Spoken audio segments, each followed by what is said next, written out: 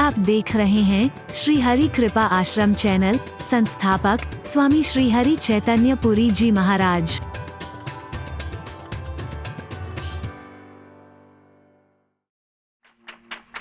रोई है, बिलकी है गोपियां, ब्रज बालाएं बहुत रोई है, विरहाग्नि में जलाया है अपने आप को। लेकिन एक दिन अंदाज आ गया है कि कन्हैया हमसे दूर कहां है। हरि बोल। अरे तुम्हें जाकर के भूल गया कन्हैया, भूल गया तुम्हें उसके लिए खाली रोती हो, बिलखती हो। वो तो तुमसे दूर हो गया, बोले दूर कहां है। हम तो गायों के बीच देखे हैं तो कन्हैया नजर आता है, कदम के वृक्ष की तरफ निगाह जाती है तो कन्हैया नजर आता है, यमुना के तीर पर देखती है तो कन्हैया नजर आता है, पनघट पर देखती है तो कन्हैया नजर आता है, घर में काम करते हुए देखती है तो कन्हैया नजर आता है, आंखें खोल के देखती हैं तो कन्हैया नजर आता है, और आंखें बंद कर लेती है तो वही नजर आता है। दूर कहां हो जाएगा? अरे वो कहां चला जाएगा? हम तो इसलिए काजल लगाने में भी डरते हैं कि उसको कोई चोट ना पहुंच जाए, क्योंकि हमारे नेत्रों में भी है। अरे बोल। हम तो काजल लगाने में भी डरते हैं कि सलाई ना लग जाए उसको।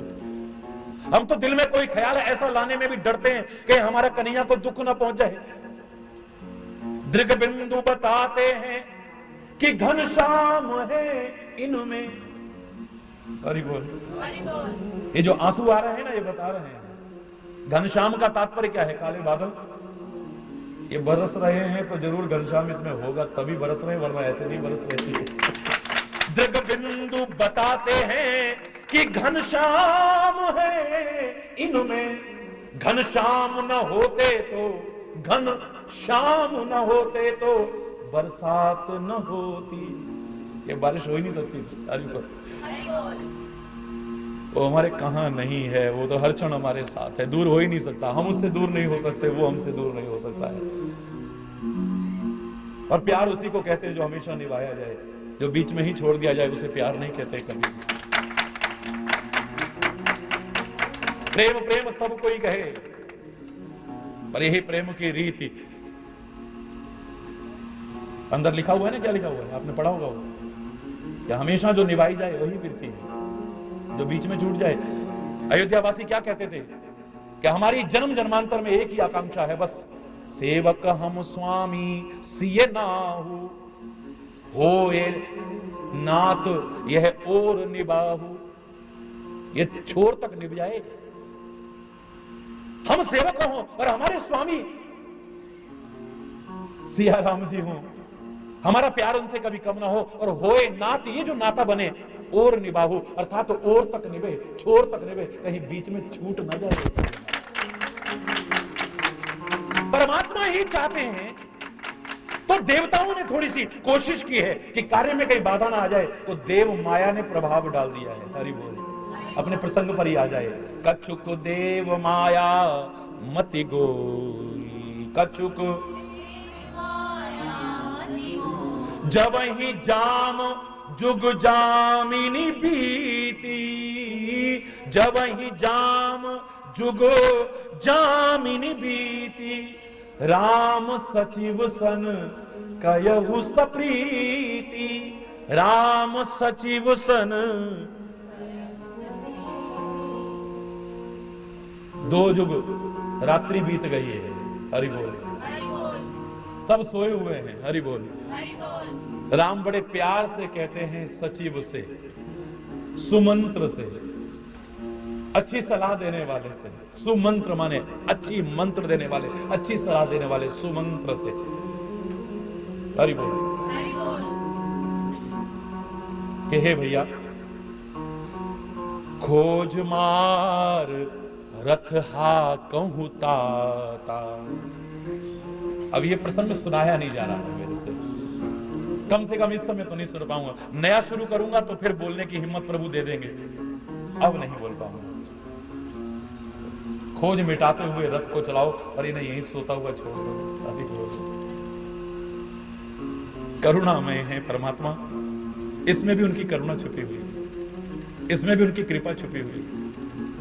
वो जानते हैं कि प्रेमवश ये अपने कर्तव्य को भूल जाएंगे, अपने उत्तरदायित्व का निर्वाह करना भूल जाएंगे। मेरे साथ रहने का तात्पर्य, मेरा नाम लेने का तात्पर्य, मेरी भक्ति का तात्पर्य ये नहीं कि अपने कर्म छोड़ देना। हरि बोल। ये हमारी संस्कृति ही सिखा सकती है। अर्जुन कह देगा कि अब तो मैंने आपका विराट रूप भी देख लिया, अब मुझे आपके सुमिरन के अलावा, भजन के अलावा कुछ बाकी नहीं है। तो कृष्ण ही हो सकते हैं जो कहते हैं कि नहीं, मेरा सुमिरन तो हृदय से भी हो सकता है, मन से भी हो सकता है। तो ऐसा करो, मन से, हृदय से मेरा सुमिरन करो, और बाहर जो तुम्हारा कर्तव्य है युद्ध, उस कर्तव्य का भी पालन करो। बस यही करो। महामनुष्य युद्ध से मेरा स्मरण करो, और जो युद्ध तुम्हारा कर्तव्य है उस युद्ध को भी करो। प्रभसी नगर कीजिए सब काजा, हृदय राखी। बस प्रभु यही चाहते हैं, और वही होता है जो मंजूर है खुदा होता है। अरे बोल, मजबूर होके कहना पड़ रहा है, और क्या करूं? रथ की खोज कैसे मिटा सकते हो आप? बताओ कैसे मिटाओगे? रथ चलेगा तो उसके निशान पड़ेंगे नहीं पड़ेंगे? कैसे मिटेंगे? बोलो ना, हरि बोल।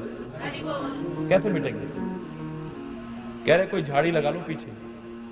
कोई सोचेगा कि झाड़ झंकार खींच के कोई ले गया इधर से, पहले इधर ले जाओ, फिर वापस लाओ इधर से, फिर इधर से करके ले जाओ। हरि बोल।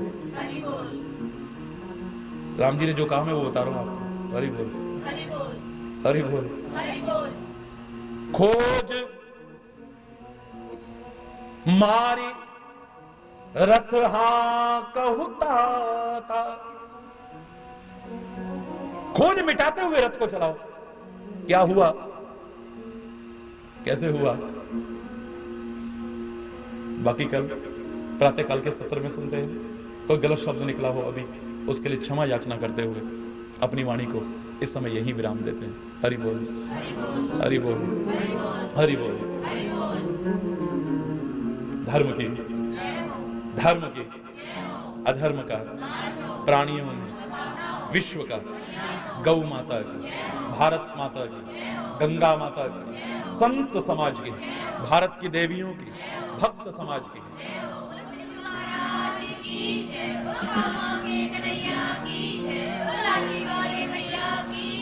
बोलो वृंदावन बिहारी लाल, जय जय श्री राधे श्याम राम राम।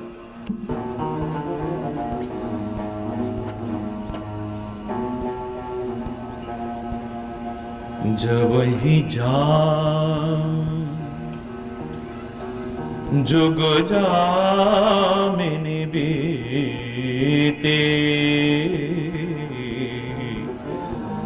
राम सचिव सन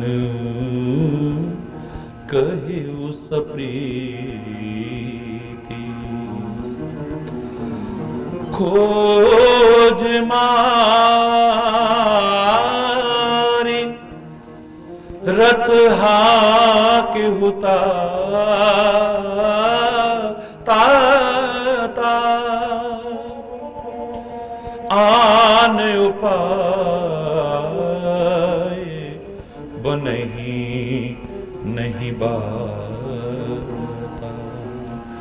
आने उपाय बनी नहीं बाता।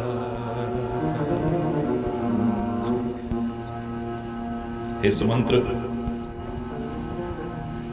अब किसी और उपाय से बात बनने वाली नहीं है। ये सारे मेरे प्यार में बेसुध हैं,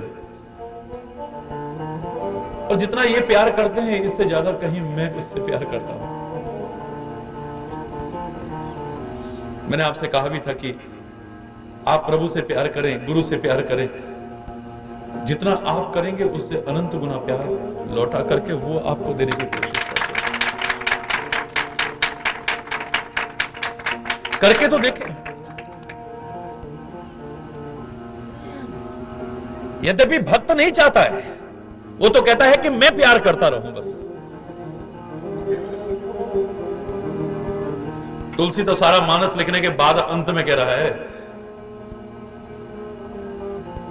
कामी ही नारी प्यारी जिमी, लोभी ही प्रिय जिमीदान। जैसे कामी को स्त्री प्रिय नहीं है, लेकिन कामी को जो स्त्री प्रिय है उस स्त्री को वो कामी प्रिय है या नहीं को गारंटी तो नहीं। ये एक पक्षीय प्रेम का उदाहरण है। लोभी ही प्रिय जिमिदाम, जैसे लोभी को दाम प्रिय है पर दाम को लोभी प्रिय है नहीं, कोई गारंटी है क्या? ये एक पक्षी प्रेम का। आप धन से प्यार करते हैं पर धन आपसे प्यार करता है नहीं करता है, तो गारंटी तो नहीं। कोई पुरुष किसी स्त्री से प्यार कर रहा है, कोई स्त्री किसी पुरुष से, लेकिन वो भी करती है नहीं, कोई गारंटी तो नहीं।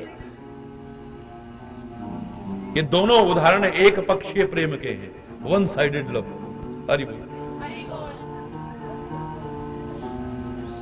जो पक्षी नहीं, दो तरफा प्यार नहीं है यहां पे। तुलसी कहता है, और तुलसी नहीं हर भक्त कहता है, ए परमात्मा आप हमसे प्यार करे ना करे पर हम आपसे प्यार करते रहें। ऐसा क्यों कहा? क्योंकि भक्त जानता है अगर हम उससे प्यार करते रहेंगे तो एक दिन उसका प्यार हमें अवश्य मिलेगा। कैसे नहीं मिलेगा?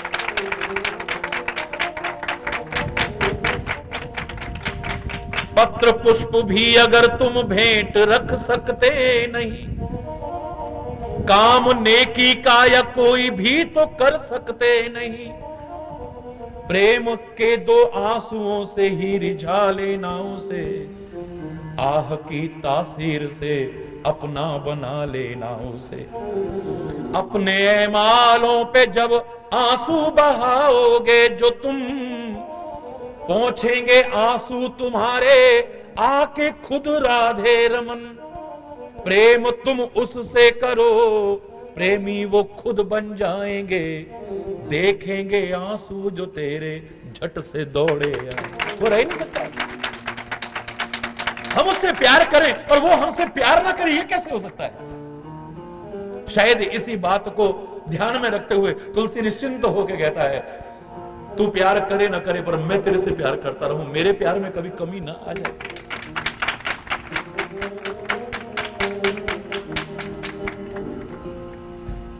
पतंगा प्यार करता है उस क्षमा से, वो परवाना प्यार करता है परवाना क्षमा से, लेकिन क्षमा भी परवाने से प्यार करती को गारंटी है क्या? हरि बोल। वो तो उसे जला देती। हरि बोल। भौरा कमल की गंध पर आकृष्ट होता है, उसे उससे लगाव है, लेकिन कमल को भौरे से लगाव है क्या? हरि बोल। चकोर को चंद्रमा अच्छा लगता है पर चंद्रमा को चकोर अच्छा लगता है क्या? बोलो ना, बोलो ना।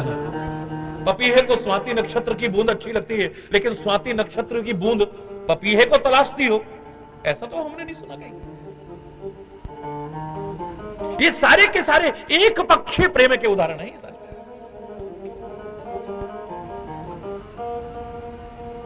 और दूसरा एक कितना सुंदर भाव था कि कामी व्यक्ति जैसे किसी स्त्री के प्रति लगाव रखता है तो रात दिन उसी के बारे में सोचता है बस, और जैसे तैसे उसे पाने की कोशिश करता है। या कामी स्त्री किसी पुरुष के प्रति लगाव रखती है तो उसे पाने की कोशिश करती है, रात दिन उसी के ख्यालात में डूबा रहता है, जैसे तैसे उसे पाने की कोशिश करता है। तो यहां तुलसी कहना चाहता है, हे प्रभु मेरा प्यार उसी कामी की तरह हो जाए, जैसे वो कामी हर समय उसी के ख्याल में डूबा रहता है, जैसे तैसे उसे पाना चाहता है, बस मैं भी रात दिन आपके ख्यालों में डूबा रहूं और जैसे तैसे आपको ही पाना चाहूं, बस आपको ही रिझाना चाहूं, मुझे और कुछ नहीं चाहिए। लोभी ही प्रिय जिमिदाम। हम जानते हैं कि दाम को लोभी प्रिय नहीं है, लोभी को दाम प्रिय है, लेकिन हम यहां पर इसलिए कहना चाहते हैं, हो जाता है। हरि बोल। अभिमान से नहीं कह रहा है, उसकी कृपा से।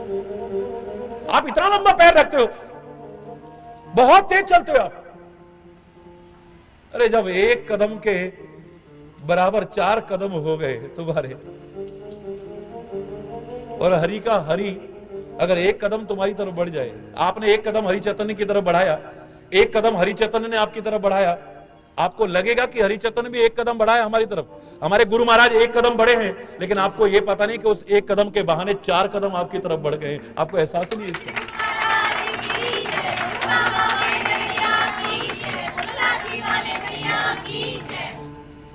हरि बोल।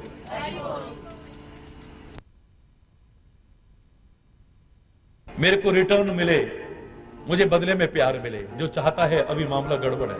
हरि बोल। वो कभी नहीं चाहता है मैं प्यार करूं, बस ये चाहता है मेरा प्यार निरंतर बढ़ता रहे, बस ये चाहता है। हरि बोल।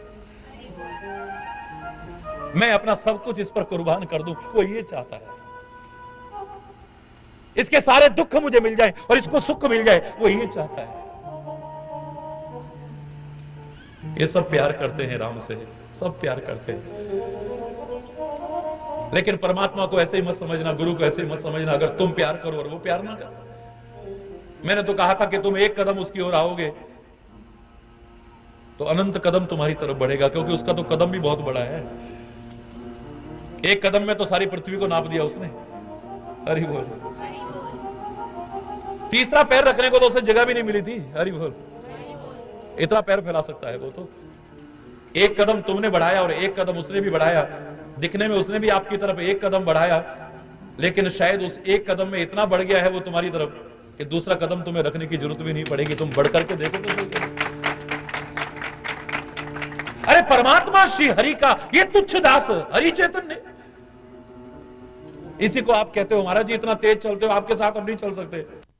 तो अवध में से अगर राम निकल जाए तो क्या बचेगा? बोलो बोलो ना, बोलो। फिर तो मैं यही कह सकता हूं कि जहां राम है अवध वही है भैया। ये शब्द इसलिए कहे गए। हरि बोल।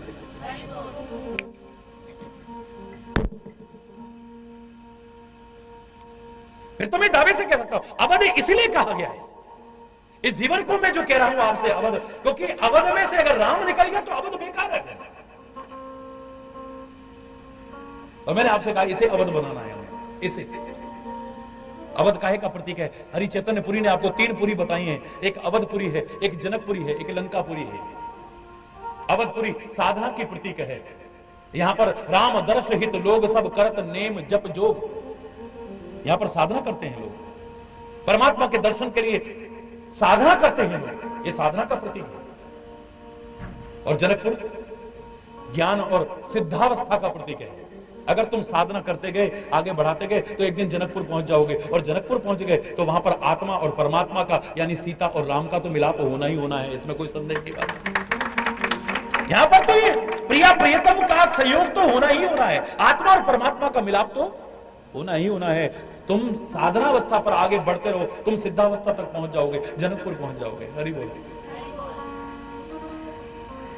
अवधपुरी ये साधकों की नगरी है, जनकपुरी सिद्धों की नगरी है, लेकिन लंकापुरी विषयी लोगों की,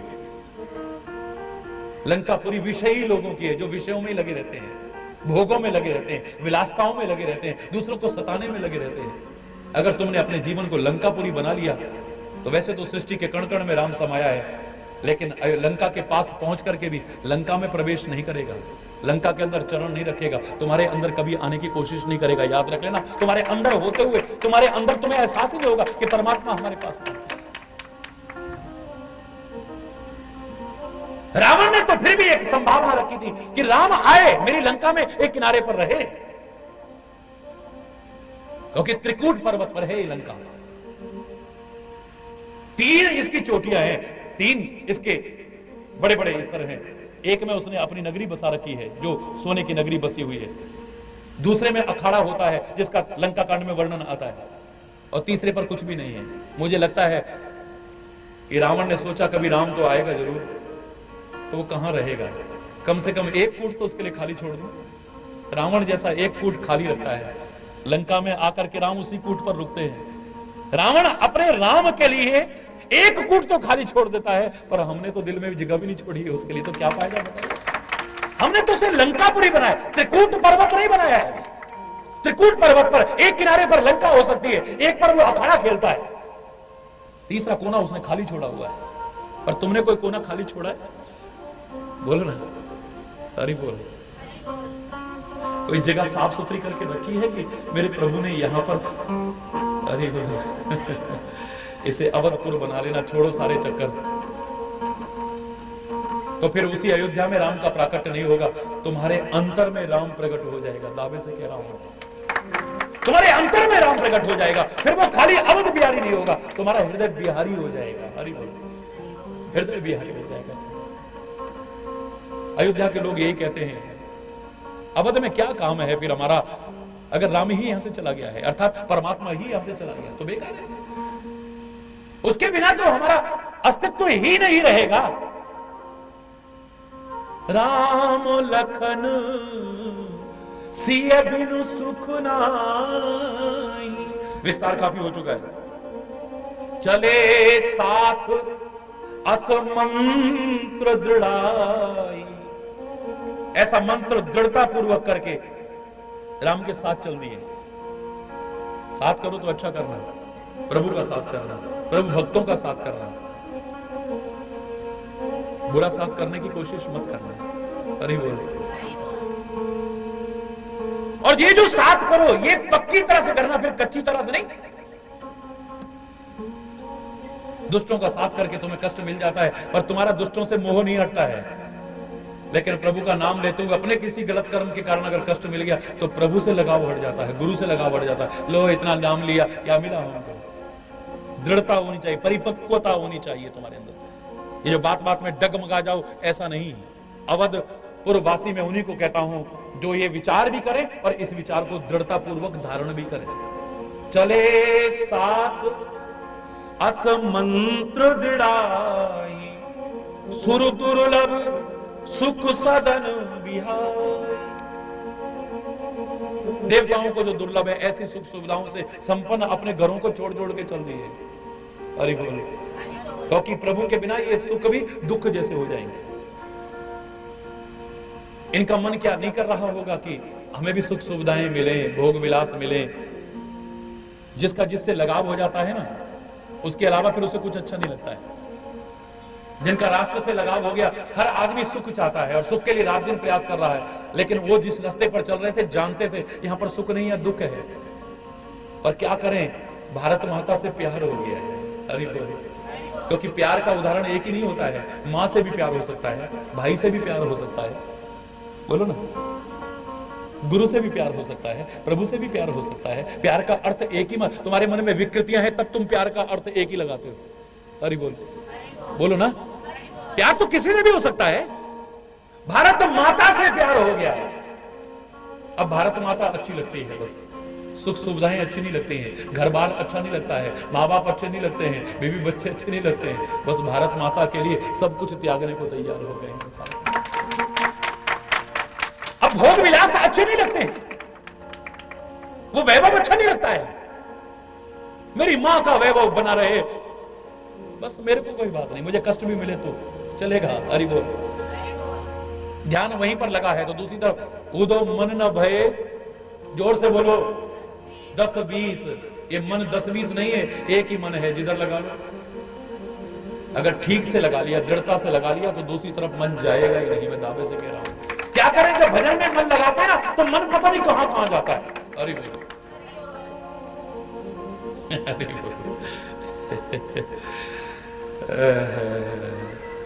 अरे बोलो। अब मैं इस पे ज्यादा चर्चा इस समय नहीं करता, छोड़ो, आगे संभालेंगे इसको। अरे बोलो, इसलिए जाता है क्योंकि मन कोई 10-20 नहीं है, अभी मन ठीक से तुमने दिया ही नहीं है। लोगों की निगाह में होगा ग्वाला, लोगों की निगाह में होगा कि ये अब हमें छोड़ करके चला गया है, लेकिन ब्रज गोपियां कहती है उदो मन न दे 10-20। अरे भगवान की आराधना करो ना, उस ग्वाले का नाम लेके क्या मिलेगा? बोले तुम्हारी निगाह में होगा ग्वाला, तुम्हारी निगाह में होगा कि वो हमें जाकर के भूल चुका है, लेकिन हमारा तो एक ही मन था, एक होतो सो गयो श्याम संग को आराधे ईश। अब तेरे ईश्वर की आराधना कौन करे? हमारा मन तो जिसे तू ग्वाला कह रहा वो कन्हैया ही चुरा करके ले गया, अब बचा ही नहीं हमारे पास। क्या है ये मन कोई 10-20 थोड़ी है, तेरे ईश्वर को भी लगा दे, उधर भी लगा दे। अब तुम पता नहीं मन को कहां कहां लगा करके भी फिर अपने आप को भक्त समझते हो। हरि बोल। पता नहीं स्टोर बना रखा है, इसमें सब कुछ घुसेड़ने की कोशिश करते हो, और स्टोर में सफाई नहीं रह पाती है, लाख कोशिश करके। अरे बोल, उतनी सफाई नहीं रह पाती जितनी आप ड्राइंग रूम की सफाई कर लेते हो। अरे बोल, जितनी बेडरूम की सफाई कर लेते हो, ड्राइंग स्टोर की इतनी सफाई रोज रोज नहीं हो पाती है ना। बोलो, कर पाते हो रोज रोज? स्टोर की नहीं हो पाती, और तुम इसे स्टोर बना रहे हो, इसमें जो ये और जब तक ये साफ नहीं होगा तो प्रभु का निवास नहीं बन पाएगा, मैं दावे से कह रहा हूं। जब तक ये निर्मल नहीं होगा, प्रभु का निवास नहीं बन पाएगा। लाख कोशिश करते रहो तुम भक्ति का दिखावा कर सकते हो, फिर ढोंग कर सकते हो, पाखंड कर सकते हो, भक्ति नहीं कर पाओगे तुम। रावण जैसा सहज कह देता है, वो यही भजन न तामस देहा। उनका भक्ति करके पार हो, जो भगवान से वैर करके क्यों पार होना चाहते हो। रावण स्वीकार कर लेता है, वो यही भजन, मेरे से भजन नहीं होगा। तामसी शरीर है मेरा खान पान तामसी है, शराब मैं पीता हूं, मीट मैं खाता हूं, गंदी प्रवृत्तियां मेरी हैं, तो इन सब से मन पर तो पहला अन्न का प्रभाव पड़ता है, मेरा मन दूषित है। और भगवान तो निर्मल मन में ही आते हैं। भक्ति तो निर्मल मन से ही हो सकती है। मेरा मन ही निर्मल नहीं है, मेरा खान पान निर्मल नहीं है, तो भजन का ढोंग कर सकता हूं, दिखावा कर सकता हूं, भक्ति नहीं कर पाऊंगा। हम कहते हैं हम भक्ति कर रहे हैं, लेकिन रावण जैसा कह रहा मैं भक्ति का दिखावा कर सकता हूं, भक्ति नहीं कर पाऊंगा। मैं बताइए, वो यही भजन में तामस, मेरे भजन हो ही नहीं पाएगा। मैं इसलिए वैर करके भगवान के बाणों से मर करके भवसागर से पार, तो भक्ति मुझसे नहीं होगी। और नाटक करना मुझे पसंद नहीं है। हरि बोल। रावण कह रहा है पर हम कर लेते हैं। हरि बोल। सोच लो हम फिर कहां जीवन जी रहे हैं। मेरी बात बुरी लग सकती है, लेकिन मैं बोले बिना नहीं रहता हूं। हरि बोल। चाहे वो मैं अपने मन को प्रहार करने की कोशिश करूं या आपके मन को प्रहार करने की कोशिश करूं, पर मेरा उद्देश्य प्रहार नहीं है। तुम्हारे मन को प्रहार करके, चाहे अपने मन को प्रहार करके पहुंचा तो प्रभु की ओर ही रहा हूं। जैसे ठोकर मारते हैं बॉल को और पहुंचाते हैं सामने की तरफ, पहुंचा तो उधर ही रहा हूं। इसलिए प्रहार का उद्देश्य नहीं है मेरा, कोई मारने का उद्देश्य नहीं। संत क्या करता है, वो जैसे फुटबॉल में किक मारते हैं ना, उस मन पर प्रहार करता है, उस चित्तवृत्तियों पर प्रभाव करता है, प्रहार करता है, उस मस्तिष्क पर प्रहार करता है, उस हृदय पर प्रहार करता है, उस जीवन पर प्रहार करता है जो प्रभु की ओर नहीं जा रहा है। प्रहार करके उस बॉल को उस पाले में पहुंचाना चाहता है। हरि बोल। यही तो मैंने कहा था, बोले लोग बोले कि साहब भगवान जी गेंद खेलते थे और भरत जी मारते थे, लक्ष्मण जी मारते थे बॉल को किक, और वो जाती थी प्रभु के पास और प्रभु उसमें किक ही नहीं मारते थे। हरि बोल। और प्रभु हार जाते थे और भरत जी जीत जाते थे। रामायण में इशारा है इसका। तो ये तो जानबूझ करके हारना हुआ। तो ऐसा क्यों करते थे? बोले भैया मैंने कहा बॉल तो एक बहाना है, ये सब प्रतीकात्मक चीजें हैं। इससे क्या प्रेरणा मिलती है सुनो। भरत जैसा भक्त, भरत जैसा संत अपने मन को बॉल का माध्यम बना करके, जो अगर प्रभु की तरफ न जाए तो उसे प्रहार करके उधर भेजता है। हरि बोल। और प्रभु कहते हैं मेरे भक्त ने जो मन मेरी तरफ भेजा है, अपने चित्त वृत्तियों को मेरी तरफ प्रहार करके भेजा है, अब इनको प्रहार करना मेरा काम नहीं हो सकता है। मैं इन्हें मार करके अब दूर कैसे भगा सकता हूं? अपने चरणों में आए को टुकराना तो मेरा काम ही नहीं है, चाहे वो बॉल हो या कोई व्यक्ति क्यों ना हो। एक बार जब मैंने ऐसा कहा, हरि बोल, हरि बोल, एक बार जब मैंने ऐसा कहा तो एक व्यक्ति ने खड़े होकर तुरंत, क्योंकि मेरे जो करोड़ों श्रोता हैं, दर्शक हैं, वो भी बड़े जागरूक हो गए। हरि बोल।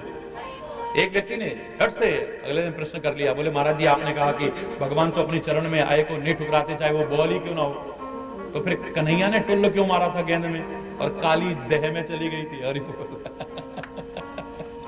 मैंने कहा बहुत अच्छी बात है, आप कितने सतर्क होकर के सुन रहे हैं और आप कितना ध्यान पूर्वक सुन रहे हैं और ध्यान रखते हैं बातों का, ये बड़ी अच्छी बात लगी मेरे को। राम जी तो इसलिए हारते थे, भरत को इसलिए जिताते थे कि वो अपने बॉल को, अपने मन को, अपने मस्तिष्क को, अपने हृदय को, अपनी चित्त वृत्तियों को जो प्रभु की ओर धकेल रहा है उसको धक्का नहीं मारते हैं। ठीक है, बड़ी अच्छी बात है। तो फिर कृष्ण ने आई हुई बॉल को धक्का क्यों मारा? मैंने कहा फिर किसी किसी को भगवान माध्यम बनाते हैं, किसी किसी को माध्यम बनाते हैं, जहां पर गंदगी हो वहां भेजते हैं। इसलिए नहीं कि वो गंदा हो जाए, इसलिए भेजते हैं कि उस गंदगी को वहां से साफ करके आ जाए। काली देह में जो जहर फैला था, वो अपना भक्त ही जो चरणों में आया है उसे धकेल नहीं रहे हैं, उसे वहां भेज रहे हैं। अगर हमारा धक्का होता और उसे अपने से दूर करने की कोशिश की होती तो खुद भी वापस क्यों कूदते? अगर तेरे को वहां भेजा है तो तेरे को बचाना और तेरे को वापस लाना बचा करके, ये भी मेरा ही उत्तरदायित्व है। ये प्रभु कहते हैं।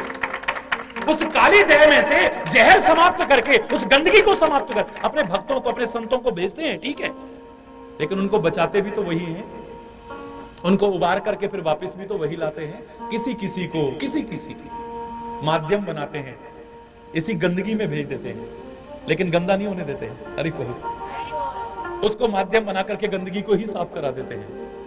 बोलो ना, ठीक है, मैंने कहा बड़ा अच्छा प्रश्न किया है, लेकिन ये अपवाद स्वरूप है। किसी किसी के साथ ऐसा भी प्रभु करते हैं। हरि बोल। अपने भक्तों को भेज रहे हैं, संतों को भेज रहे हैं। एक नाली को साफ करना है तो किसी को तो नाली में नीचे उतरना ही पड़ेगा। बोलो ना, बोलो ना, उतर करके ही साफ होगी ना। उस गंदगी में उतरना भी पड़ता है, नहीं उतरना पड़ता। अब सारे ही ऐसा सोचते रहे तो फिर तो सफाई कैसे होगी। बोलो, धन्य है वो लोग जो प्रभु कृपा से माध्यम बनते हैं, खुद पवित्र रहते हुए औरों की गंदगी साफ करके उन्हें भी पवित्र करने की कोशिश करते हैं। धन्य है ऐसे। चाहे वो बॉल हो या, बोलो ना, अरे बोल।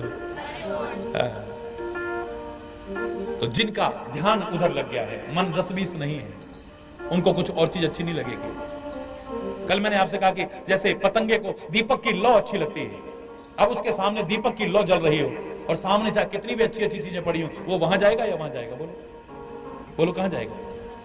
दीपक की लौ पर मंडराएगा, क्षमा पर मंडराएगा, यहां तक कि मंडराएगा नहीं, अपनी जान भी कुर्बान कर देगा। कितनी भी अच्छी चीजें, कितनी भी सुंदर, कितनी आकर्षक चीजें होंगी तुम्हारी निगाह में, बहुत सुंदर सुंदर, दीपक की लौ आपके निगाह में बहुत सुंदर नहीं है, लेकिन उसे वो सुंदर लगती है। उससे बढ़कर के उसके लिए कुछ नहीं है, सब बेकार है उसके लिए।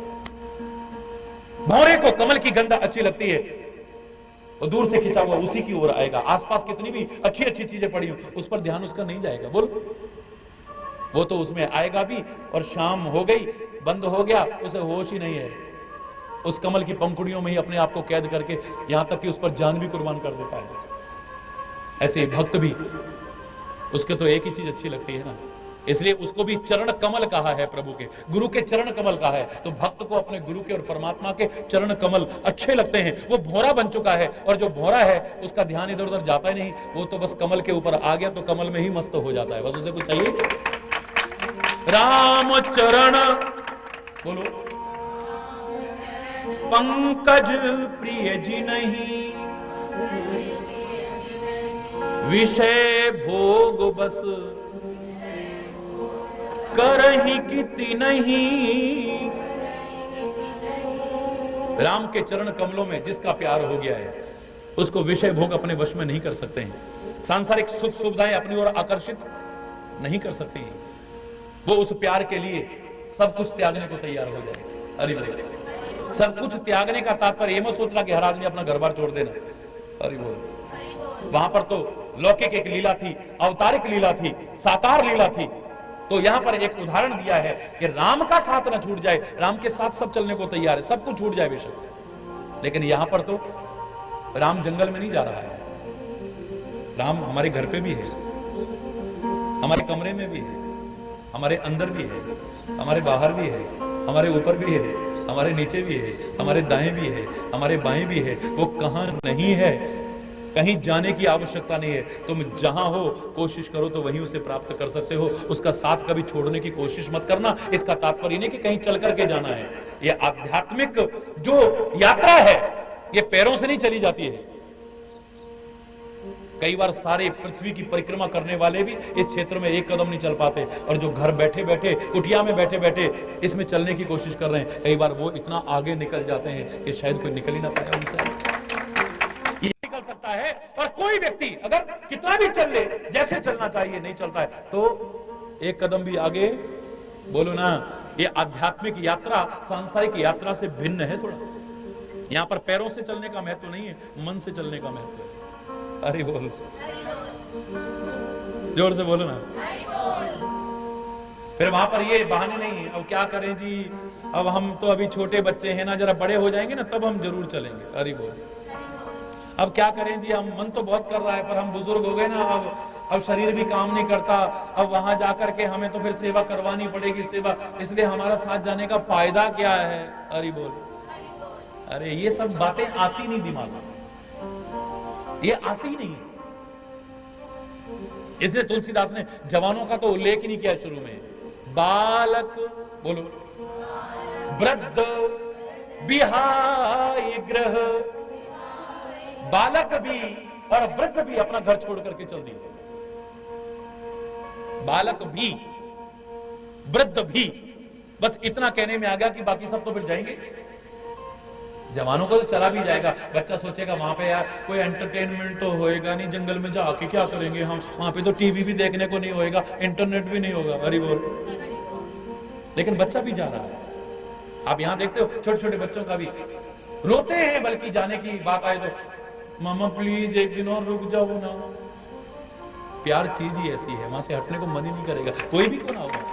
वहां बच्चे और वृद्ध की बात नहीं, पुरुष और स्त्री की बात नहीं,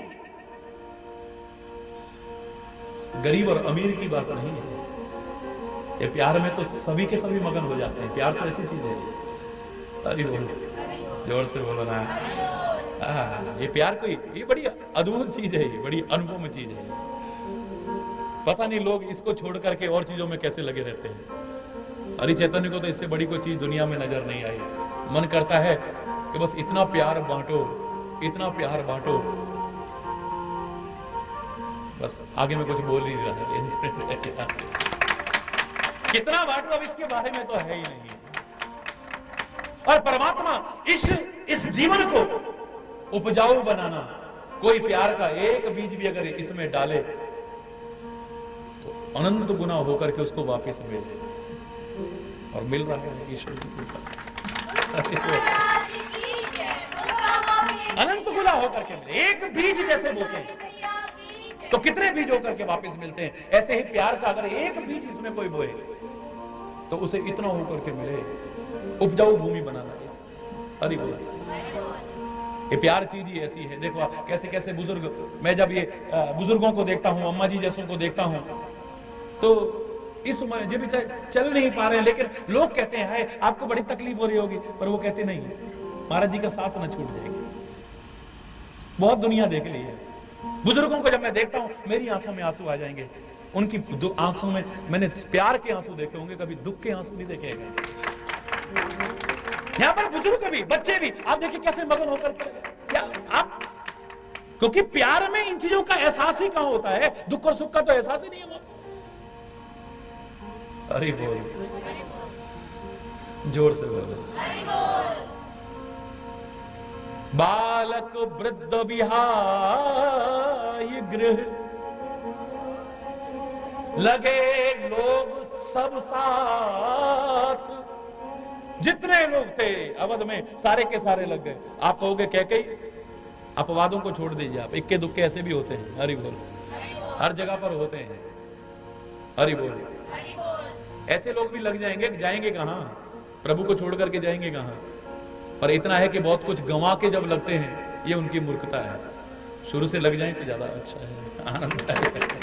बहुत कुछ गंवा करके लगेंगे, फिर इनको शर्मिंदगी होगी, फिर इनको ग्लानि होगी अपने ऊपर, फिर इनको पश्चाताप होगा, तब लगेंगे।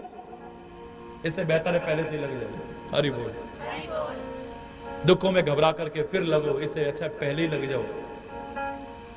किसी ने कहा ना दुख में सुमिरन सब करें, हालांकि अधूरापन सा लगता है, लेकिन फिर भी दुख में सुमिरन सब करें, सुख में करे न कोई। जो सुख में सुमिरन करे तो दुख काहे को। एक हद तक सही भी है।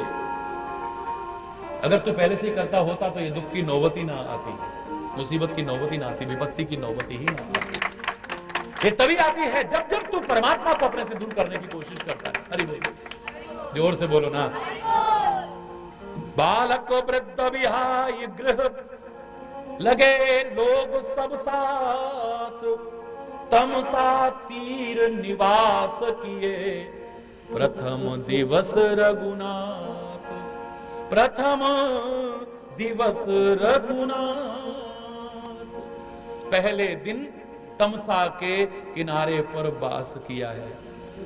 3 टाइम की कथा हो गई और अभी तक हम यहीं पे चल रहे हैं। हरि बोल। क्या करें, राम को अपने से दूर करने को मन ही नहीं कर रहा। हम जानते हैं कि राम यहाँ अवधवासियों को छोड़ के भागने वाला है। हरि बोल।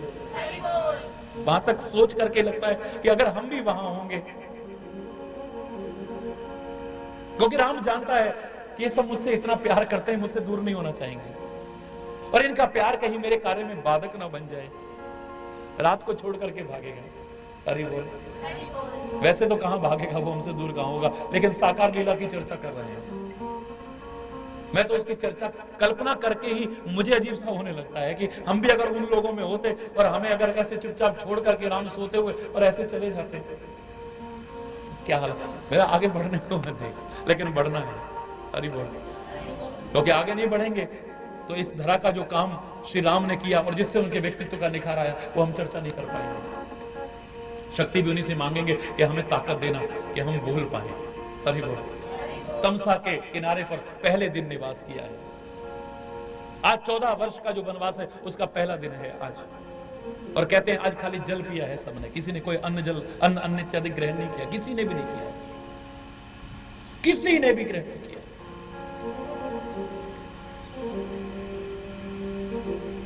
खुद आदमी कष्ट उठा ले तो इतना नहीं लगता, लेकिन उसको प्यार करने वाले जब कष्ट उठाते तो उसे बुरा लगता है। हरि बोल।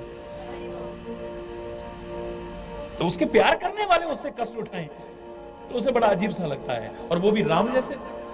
हरि बोल। रघुपति प्रजा प्रेम वश देखी, सदै हृदय दुख भयउ विषेखी। इतना दुख हुआ है क्योंकि बड़ा दयालु हृदय है राम का। अपने कष्ट तो उन्हें कुछ कष्ट लगते ही नहीं है, पर दूसरे को कष्ट में नहीं देख सकते, क्योंकि संतता की भी पराकाष्ठा है राम। मैंने अलग अलग चर्चा भी इसकी की है। राम कितने नीति निपुण हैं, इस पर अलग से चर्चा की है। राम कितने भक्त वत्सल हैं, इस पर अलग चर्चा की है। राम कितने मातृ पितृ भक्त हैं, अलग चर्चा की है। राम कितने गुरु भक्त हैं, अलग चर्चा की है। राम धर्म के लिए किस तरह से सर्वस्व अर्पण कर देते हैं, अलग चर्चा की है। राम कितने स्थिति प्रज्ञ हैं, इस पर अलग चर्चा की है। राम कितने कृपालु हैं, इस पर अलग चर्चा की है। राम संतों से कितना प्यार करते हैं, इस पर अलग चर्चा की है। राम इस पृथ्वी के भार को हरण करने के लिए क्या कुछ करने को तैयार नहीं हो जाते हैं, ये अलग चर्चा की है। राम जीवन में शस्त्र को नहीं शास्त्र को प्रमुखता देते हैं, ये अलग से चर्चा की है। कदम कदम पर कितनी मर्यादाओं का पालन करते हैं, ये अलग से चर्चा की है। हरि बोल। क्योंकि एक एक गुण की चर्चा करो तो एक एक जीवन भी बहुत कम सा लगेगा, लेकिन काफी विस्तार से ईश्वर की कृपा से फिर भी सूक्ष्म ही सही, मुझे वो विस्तार से लग रही थी, लोगों को विस्तार से लग रही थी, मुझे सूक्ष्म लग रही थी। हरि बोल। अलग अलग चर्चा की है। अद्भुत गुण है, दिव्य गुण है। उनका एक अंश भी अगर हमारे जीवन में उतर गया तो हमारे तो जीवन का कल्याण हो जाएगा। रघुपति प्रजा प्रेम वश देखी, रघुपति प्रजा प्रेम वश देखी, सदय हृदय दुख भयउ विषेखी।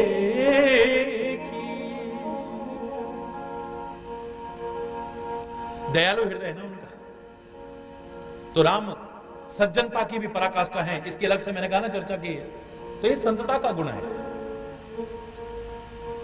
अपने दुख से दुखी ना होना, किसी को दुख में देख करके दुखी हो जाना, और दुख पाकर के भी, कष्ट पाकर के भी दूसरे को सुख पहुंचाने की कोशिश करना, उसके दुख को दूर करने की कोशिश, ये संत की पहचान है। राम मानवोचित लीलाएं कर रहे हैं, संतों को अपना हृदय कैसा रखना चाहिए ये सिखा रहे हैं। मैंने कल आपसे कहा ना कि लोगों ने कहा कि संत का हृदय कैसा होता है, सबने एक मत होकर के कह दिया कि वो तो मक्खन जैसा होता है। उन्होंने कहा ये कैसे हो सकता है? बोले मक्खन जैसा इसलिए होता है क्योंकि मक्खन भी कोमल होता है, संत का हृदय भी कोमल होता है। मक्खन भी उज्जवल होता है और संत का हृदय भी, मक्खन भी पानी में रहकर के पानी से अलग रहता है, और संत भी इस दुनिया में रहकर के भी दुनिया से अलग रहता है। और संत लोग कहने लगे संतों का अपमान मत करो भाई, ये मक्खन तो कभी भी संत की श्रेणी में आ ही नहीं सकता है। बोले क्यों? बोले मक्खन में एक कमी ऐसी है, वो कभी भी संत की उपमा उससे नहीं दी जा सकती। क्या कमी है उसमें? बोले कमी यह है कि मक्खन को जब अपने आप को गर्मी मिलती है, अपने आप को कष्ट मिलता है तो पिघल जाता है, पर लेकिन संत अपने दुख से नहीं पिघलता, वो दूसरों को दुख में देख करके पिघल जाता है। उसकी ये विशेषता है।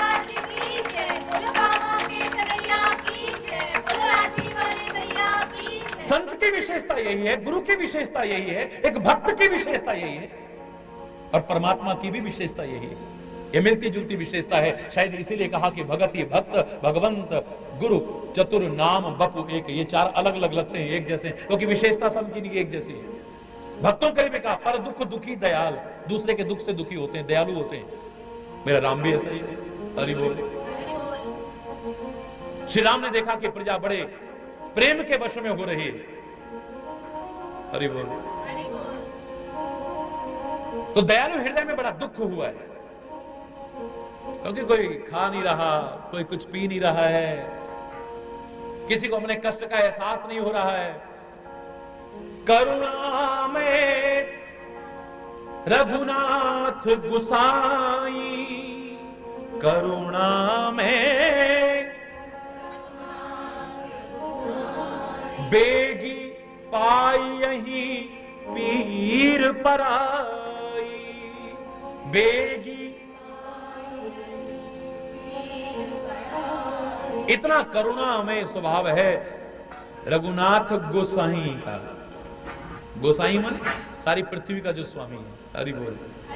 पहले रघुपति कहा है, यहां पर इशारा किया, फिर भी दिल में भाव तो वही है कि हमारी प्रजा है ये सारी की सारी, और जिसकी प्रजा दुखी हो वो राजा तो नरक का अधिकारी होता है। हरि बोल। और ये यहां पर कष्ट उठा रहे हैं मेरे होते हुए, और फिर ये तो खाली रघुपति नहीं है। हरि बोल।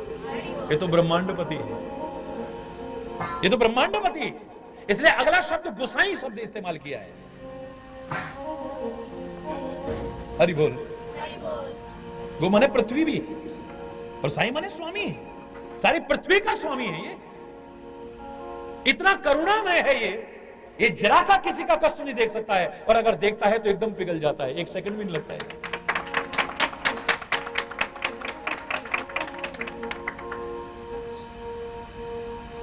राम जी भी शंकर जी को जल चढ़ाते थे। महाराज जी, अरे जल तो तुम भी चढ़ाते हो, जल राम जी भी चढ़ाते थे, जल लक्ष्मण कृष्ण जी भी चढ़ाते थे, जल तो और सारे संत महापुरुष भी चढ़ाते थे, हरि चैतन्य भी चढ़ाता है, और चढ़ाना चाहिए। शंकर जी को जल चढ़ाना चाहिए, कोई बुरी बात नहीं है, लेकिन असली जल तो उसने चढ़ाया है जिसने अपने आंखों से दो करुणा के आंसू बहाने की कोशिश की है। असली जल तो उसने चढ़ाया है, असली अभिषेक तो उसने किया है। तुम तो गंगा जल से अभिषेक करोगे, लेकिन यहां तो गंगा और यमुना अगर दोनों किसी के दुख को देख करके पिघली हैं, ना आप जल चढ़ा पाए तो भी चलेगा, चढ़ाते हो तो चलेगा। भगवान शंकर न प्रसन्न हो जाए तो हमसे कहिए ना।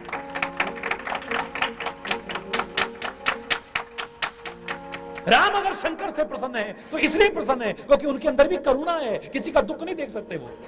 सारा संसार अगर जल रहा है हलाहल विष के प्रभाव से, तो शंकर उस दुख को देख नहीं पाता है। मैं चाहे मर जाऊं, ये हलाहल विश्व में पी लूं, लोगों को अमृत मिल जाए। तुम अच्छा अच्छा चाहते हो, कौन ऐसा होगा जो अमृत को छोड़ करके विष चाहेगा? बोलो हरि बोल। सारे देवता अमृत चाह रहे हैं, सारे राक्षस अमृत चाह रहे हैं। एक महादेव ही हो सकता है जो कहे विष मुझे दे दो, अमृत तुम बांट लो, जाओ ले जाओ, मुझे कोई नहीं।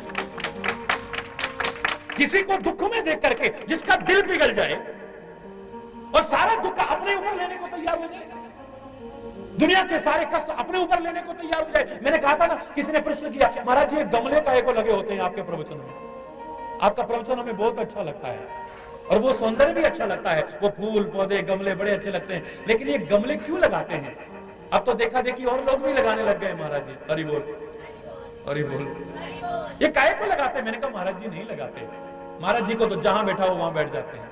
महाराज जी को चट्टान पे बैठा करके कहोगे वहां बोल लेंगे, खेत में बैठा के कहोगे वहां बोल लेंगे, पेड़ों के बीच कहोगे वहां बोल लेंगे, नदी के पास बैठा के कहोगे वहां बोल लेंगे। महाराज जी नहीं लगाते गमले, मेरे बच्चे लगाते हैं। इनकी भावनाओं की कदर करता हूं, ये जैसे मेरे को बिठा देते बैठ जाता हूं। फिर भी महाराज जी इनका क्या औचित्य है? तो मैंने आपसे कहा था ना, मुझे लगता है ये अपने इस कृत्य के द्वारा मुझे उत्तरदायित्व का एहसास करा रहे हैं हरि चैतन्य जी। मुझे लगता है, हे महाराज जी, अपना काम भूल मत जाना। आपका काम वही है कि सारी दुनिया के गम ले और सारी दुनिया को खुशियां दे। ये एक एक क्षण मुझे दिखते रहते हैं। सारी दुनिया के गम लेकर के सारी दुनिया को तो खुशी देने की कोशिश कर। तभी तू संत है, तभी तू भक्त है। हरि बोल। परमात्मा की भी यही विशेषता है, महापुरुषों की भी यही विशेषता है, भक्तों की भी यही विशेषता है, संतों की भी यही विशेषता है। किसी का दुख नहीं देख सकते, सारा दुख उनके ऊपर आ जाए लेकिन दूसरे को सुख मिल जाए। हरि बोल। यही विशेषता है। और श्री राम में यह विशेषता ना हो, यह कैसे हो सकता है? करुणा में रघुवीर रघुनाथ गोसाई, करुणा में। हरि बोल। तो सच्चा सुख तो उन संतों के वचनों के अनुसार अपने जीवन को ढालने में ही बनेगा। शांति मिलती है, बड़ा सुकून मिलता है। गंगा किनारे बैठो, दर्शन करो, उसकी हिलोरें देखो, उसमें स्नान करो, बड़ा अच्छा लगता है, बहुत अच्छा लगता है। पवित्रता का एहसास होता है, प्रसन्नता का एहसास होता है। लेकिन इनको भी जो पवित्र करने वाले हैं, उनके पवित्र चरणों में गिर करके संदेश लेकर के जीवन में अगर अपना के न चले तो जो विशेष सुख मिल सकता था तीर्थों पर जाकर के, जिसकी चर्चा की है, सब सुख करनी हरनी सब सूला, तो फिर शायद सामान्य अर्थ करोगे तो सीधे सीधे ऐसा कह दोगे, वरना विशेष अर्थ करोगे तो विशेष सुख फिर मिलने वाला आपको नहीं।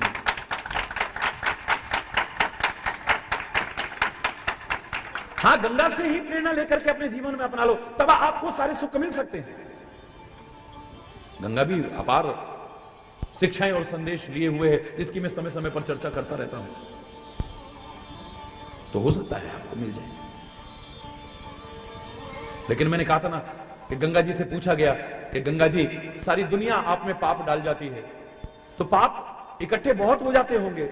बोले नहीं, मेरे अंदर कोई पाप नहीं है। तो बोले इतनी दुनिया पाप आप में डाल के जाती है, तो पाप कहां जाते हैं?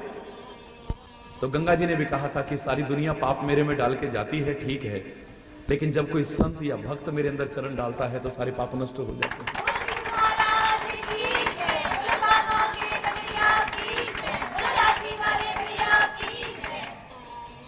इन तीर्थों को भी पवित्र अगर करते हैं तो वो संत चरण पवित्र करते हैं, वो महापुरुषों के चरण पवित्र करते हैं। उन चरणों का मार्गदर्शन आपको पवित्र करता है, इनको भी पवित्र करता है, आपको भी पवित्र करता है।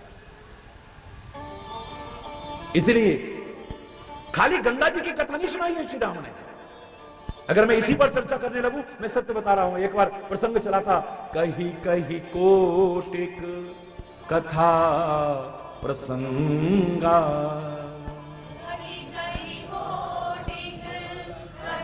इसी चौपाई की एक बार व्याख्या चली थी कि श्री राम ने कौन सी करोड़ों कथाएं सुना दी होंगी। इसका तात्पर्य तीर्थ पर जाओ तो ये नहीं कि कबड्डी कबड्डी कबड्डी कबड्डी कबड्डी पाला छुआ और भाग दी, थोड़ी देर आराम से बैठो। अगर नहीं है टाइम तो तब जाओ ना, जब थोड़ा सा टाइम मिल जाए। तीर्थ पर जाओ, थोड़ा रहो, वहां पर भ्रमण करो, तीर्थ के बारे में जानकारी लो, आपकी श्रद्धा और बढ़ेगी ना। लेकिन जानकार से जानकारी लेना, ना समझ से जानकारी मत लेना। ना समझ से और मूर्ख से अगर आप भगवान के बारे में भी जानकारी लोगे ना, तो कई बार भगवान के प्रति भी अश्रद्धा हो जाएगी आपकी। तीर्थ की तो बात ही बहुत दूर की बात है। किसी जानकार से शिक्षा लीजिए। ना समझ से शिक्षा लोगे तो कहो तो आपके संत से ही श्रद्धा हटा दे, ऐसी ऐसी बात कर दे, गुरु से ही आपकी श्रद्धा हटा दे, कहो तो भगवान से ही श्रद्धा हटा दे। हरि बोल। तीर्थ तो बहुत दूर की बात है।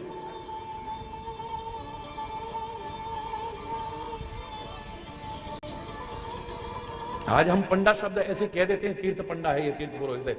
पंडा शब्द पंडित का अपभ्रंश है, और पंडित तात्पर्य रखता है विद्वता का अर्थ रखता है, जिसे पूरा बोध है, यथार्थ बोध है उस तीर्थ के बारे में,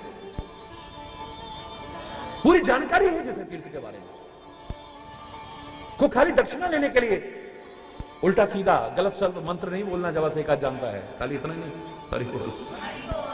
खाली बही में नाम अंकित करने वाले को ही नहीं, जो सचमुच पांडित्य भी रखता है, हरि बोल। इसलिए तीर्थ पुरोहितों का भी अपना महत्व था, पंडों का भी अपना महत्व था। पंडित से तात्पर्य पंडित से, पांडित्य रखने वाले से।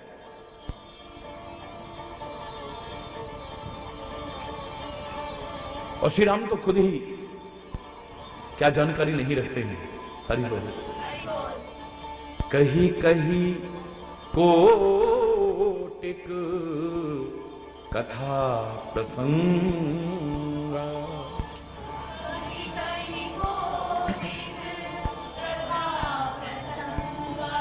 अब करोड़ों का मतलब ये मत समझिए कि गिनती में करोड़ों कथा सुनाई होंगी। करोड़ों कथा सुनाते तो 14 वर्ष तो क्या 1400 वर्ष नहीं बीत जाते, हरि बोल। एक कथा सुनाने में तो इतना टाइम लग जाता है। करोड़ों कथा, करोड़ों का मतलब बहुत प्रकार की कथाएं सुनाई। कई बार ये जो अंक दिए जाते हैं सीधे सीधे अंक से ही तात्पर्य नहीं होता है, ये कम या ज्यादा को प्रदर्शित करते हैं। 4 दिन की है बस भैया जिंदगानी, 4 दिन का मतलब नहीं कि 4 दिन जीना है, अब 1 2 3 4 दिन में कुछ दिन की जिंदगानी है, हरि बोल। अरे उसने तो करोड़ों बात सुना दी। करोड़ों बात मतलब गिनती में आप नहीं कि 1 2 3 4 5 6 ऐसे करोड़ों हो गए, हरि बोल। लेकिन बहुत सारी कथा सुनाई, बहुत सारी कथाएं सुनाई। गंगा के उद्भव की कथा सुनाई है, सगर इत्यादि की कथा सुनाई है, अंशुमान की कथा सुनाई है, महाराजा भागीरथ की कथा सुनाई है, गंगा के पृथ्वी पर उतरने का, प्रभु के चरण नखों से उनके उद्गव का ये सारा प्रसंग सुनाया है, ब्रह्म कमंडल में आने का प्रसंग सुनाया है, ब्रह्म कमंडल से कैसे शंकर की जटाओं में आई है ये प्रसंग सुनाया है, शंकर की जटाओं में से फिर उन्होंने एक जटा जरा सी वो करी तो उसमें से गंगा जी निकली, हरि बोल। ये सारी कथाएं सुनाई हैं। लेकिन मैं कह रहा हूं इसमें वो भी कथाएं सुनाई हैं जो ये बताया कि इस गंगा को पवित्र करने वाले वो संत चरण होते हैं, महापुरुषों के चरण होते हैं, ये कथा भी सुनाई है। वरना यहां पर सीधे सीधे कहते गंगा के उद्गम की कथा सुनाई, गंगा जी के बारे में बताया, नहीं, कहीं कहीं कोटिक कथा प्रसंगा,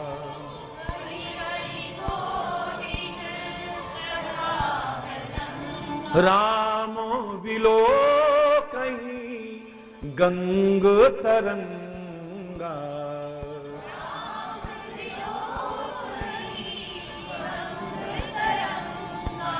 अनेक तरह की कथा सुनाते सुनाते सुनाते सुनाते बस और क्या कर रहे हैं, राम की नजर इधर उधर नहीं है, गंगा की तरंगों पर है। तीर्थ पर किस तरह से देखना चाहिए ये भी आना चाहिए, आपकी नजर इधर उधर ना भटकती रहेगी, आपकी जवान अनर्गल वार्तालाप ना करता रहे, वहां पर तीर्थ के बारे में ही चर्चा करो या प्रभु चर्चा करो। वहां पर आपके कान उठपटांग ही ना सुनते रहे, ऐसी जगह पर जहां उठपटांग कोई बात करने लगे उठ करके चल दो, नहीं तो तुम तीर्थ पर आकर के भी, गुरु की शरण में आकर के भी, सत्संग में आकर के भी लाभ तो दूर हानि के पात्र बन जाओगे, इतना याद रखिएगा। श्री राम कथा सुना रहे हैं लेकिन गंग तरंग देख रहे हैं, गंगा की तरंगों को देख रहे हैं। सीता क्यों नहीं देख रही है? कहा कि राम गंग तरंग देख रहे हैं, हरि बोल। राम विलोक ही गंग तरंगा, राम ही उसको विलोक रहे हैं, राम ही देख रहे हैं। सीता क्यों नहीं देख रही है? लक्ष्मण क्यों नहीं देख रहा है? सचिव सुमंत्र क्यों नहीं देख रहा है? अरे प्रभु सामने हैं, उनका मुख देखें या उनके चरण देखें? जिन चरणों से गंगा जी निकली है उनको देखें या गंगा जी को देखें? उनके लिए तो वही सबसे बड़ी चीज है। और फिर जब कथा प्रसंग जो सुना रहा है, जो कथा प्रसंग सुना रहा है, आपको उसके मुख की तरफ देखना चाहिए। हरि बोल। ये भी एक नियम है, आपका ध्यान वहां होना चाहिए। जरूरी नहीं कि उसकी वाणी ही आपको कुछ सिखाए, उसका कोई हाव भाव भी आपको कुछ सिखा सकता है, उसका कोई इशारा भी आपको सिखा सकता है। हरि बोल। आपका ध्यान वहां होना चाहिए। यहां पर इसलिए नहीं कहा कि सीता भी गंगा की तरंगा देख रही है, लक्ष्मण भी तरंगे देख रहा है, और अरे गंगा की तरंगे देख करके आनंद मिलता है, हिलोरें उठती हैं, तो राम के मन में ही खाली उठ रही हैं, इनके मन में क्यों नहीं उठ रही हैं? राम को ही उनको देख करके आनंद आ रहा है, इनको क्यों नहीं आ रहा है? हरि बोल। ये सुनने वाले का, राम कथा सुना रहे हैं, जिसके बारे में सुना रहे हैं, ध्यान वहां होना चाहिए। इसमें नहीं होना चाहिए कि आप लोग हमें कैसे देख रहे हो। हरि बोल। आपकी तरफ भी देखेंगे तो ध्यान उसी की तरफ होगा जिसकी कथा सुना रहे हैं। सुनाने वाले का ध्यान वहां होना चाहिए और सुनने वाले का ध्यान वहां होना चाहिए। सुनाने वाले की तरफ उस समय ध्यान होना चाहिए, उसके हाव भाव भी देखे, उसके इशारे भी देखे, वो कहां आपको किस तरह का, वो कई बार अपने हाव भाव से भी सिखा देता है।